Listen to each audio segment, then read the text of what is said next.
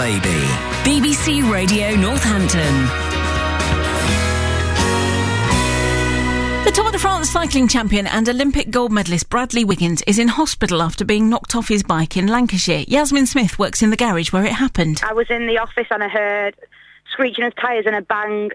So basically I've run outside and there's been a gentleman on the pavement. I didn't realise who it actually was, to be fair, at first. Wiggins was thrown off his bike after a collision with a car. A police source says his injuries were thought to be very serious at first, but later it appeared he may have sustained a number of broken ribs and cuts and bruises.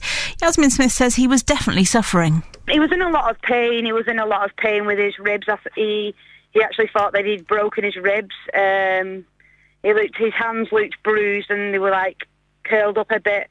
It was his ribs more than anything. He was complaining about his ribs. He was breathing and his colour changed. His wife actually squalls him to hug him and he said, don't my ribs.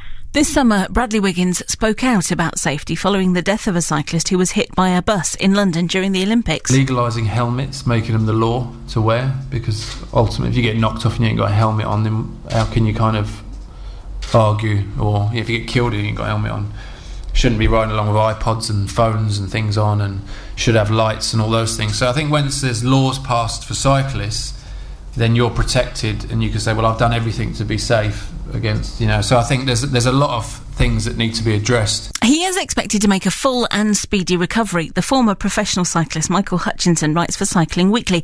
He says Bradley Wiggins will be used to recovering from injury. Professional cycling is a sport that does involve a certain amount of danger. He broke a collarbone in the Tour last year when he probably went into last year's Tour hoping for the result that he got this year. And that all went wrong fairly early on. He broke a collarbone, pulled out of that. He was back on his bike within a few weeks and rode very strongly at the end of the season of Vuelta, the Tour of Spain. So he will be used to, not under these circumstances, but he certainly will be used to kind of minor crash-related injuries and recovering from them. In a statement on its website, Team Sky say Bradley Wiggins was kept in hospital overnight for observation, but the injuries he sustained are not thought to be serious. So Bradley Wiggins, having spent a night in hospital, what's it like being a cyclist here in Northamptonshire? Melanie Ryder is an experienced cyclist, lives in Wellingborough, and I think you were knocked off your bike, Melanie, weren't you, in quite a style? Yes, well, I can't actually tell you what happened because I've no memory of the incident, but I was involved in something on a roundabout in Northamptonshire, and I woke up in hospital. So what is it actually like being a cyclist in the county? Well, it's like you've got to have eyes on the back of your head, and you've got to be able to read everybody's minds and try and guess what everyone else on the road is doing, because 9 times out of 10 they haven't noticed you. There will be people listening to this who are currently shaking their fists at the radio because cyclists get a bad press, don't they, when they're on the roads? They do, but then so do motorcyclists and any other minor road user. It does frustrate me that cars seem to think that the road was built for them. Roads were built for lots of different types of vehicles, cars just being just one of them, and trucks and motorcycles and all of that. There'll be a lot of motorcyclists who will be able to empathise with the problems that cyclists have. And roads are hazardous places. It doesn't matter what sort of vehicle you're in or on. And it seems a real shame that it takes something like this, an accident involving, a man who is pretty much a superstar just at the moment, to get us talking about it again. Yes, that was my first thought. There's lots and lots of cyclists who will be involved in different types of collisions quite regularly, sadly, and it's very sad that somebody like Bradley Wiggins is what it takes for people to talk about it. Like you say, a superstar. Nobody was raving on about the cycle laws and cycle safety when I was found on a roundabout last year. It was just, minor news. You were one of the statistics, unfortunately. Yes. And you've launched your own campaign about this, haven't you? Yes, well, I've been raising cycle safety awareness ever since that, and I've had lots and lots of people join my blog and tell me their story about hazardous things that have happened to them on the roads. And I have been asking people what they thought since after this most recent thing with Bradley Wiggins, and there's been lots and lots of different thoughts on it. Some people think that cyclists should have insurance like car drivers do.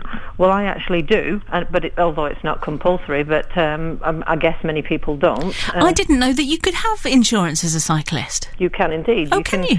You can. Any wise cyclist who's got a bicycle that's worth anything will have insured it, but you can also get public liability insurance that goes with that for when you're riding your bicycle. It's not cheap. It's almost as expensive as car insurance, to be honest. Goodness. But worth having, you would say? Well, yes. Yeah, if you use your bike an awful lot, yeah. And what else have people been saying about this today? A lot of people think that the car drivers' test should be changed to make drivers empathise more with cyclists. Some people have speculated that the cycling proficiency test should be included in a car test. I know they do a hazard perception test, so maybe that needs to be a bit more in depth. I often think that car drivers don't actually know what it feels like being a cyclist, because many of them probably haven't been, and I thought that when I was a motorcyclist. It's almost as hazardous doing that, and I bet a lot of car drivers have never felt like that because they've got their nice protective little metal box round them. So perhaps a better testing procedure or training for drivers that would incorporate all of those different types of transport, not just cycles. Do they still do cycling proficiency in schools? They call it something slightly different, and the funding has been removed from doing it in schools, so I think it depends on the county. It does still exist, but under a different guise. I was rubbish at mine, if I'm honest. It was a long time ago and I was absolutely rubbish. And I'll be honest, hands up, it's been a long time since I've been on a bike. I am a car driver. Cyclists and motorcyclists drive me mad. You're always in my rearview mirror. I can't see you. I don't know where you are. There's also, like I said in a recent conversation, the cyclists have to take responsibility for themselves. So cyclists need to make themselves visible. I see an awful lot of bikes out on the roads this winter with black clothing and poor lighting and often no helmets. So the cyclist does have a bit of responsibility to take here to make themselves visible. And if you ride along in the gutter, like you're told when you're a motorcyclist, then you're asking for trouble, because the more space you give to vehicles, the more they will squeeze through it. And that goes for any sort of vehicle. So you need to ride in a defensive type of way that will make people notice that you're there. Like we say, it is a shame, Melanie, that it takes something like this. Is everything all right in the background there? You've got somebody screaming. Sorry. it's playground. Oh, okay. Just outside the window. Didn't want to, in case there was something going on, I didn't want you to get into trouble. I mean, it is a shame that it takes something like this to get us talking about it. What can we actually do? Do we need to lobby the government to do something about it, or do we just each need to take a bit more responsibility? I think the approach needs to be several-fold. The cyclists need to be to take more responsibilities for themselves. The drivers need to be made more aware, perhaps in better driver training, that there are other road users around, not just themselves, and that some of them are smaller. And if it was a multifaceted approach, then perhaps that would help. Nice to talk to you. Thank you very much for your time. Thank you. Melanie Riding, who lives in Wellingborough. 01604 234455 North, and then your message to 81333. It is a shame, isn't it, that it takes somebody like Bradley Wiggins to have a nasty accident for us to be talking about the safety of cyclists, or perhaps you are up in arms about cyclists. You can text me as well, North, and your message to 81333. Our other talking point today is this lack of flexibility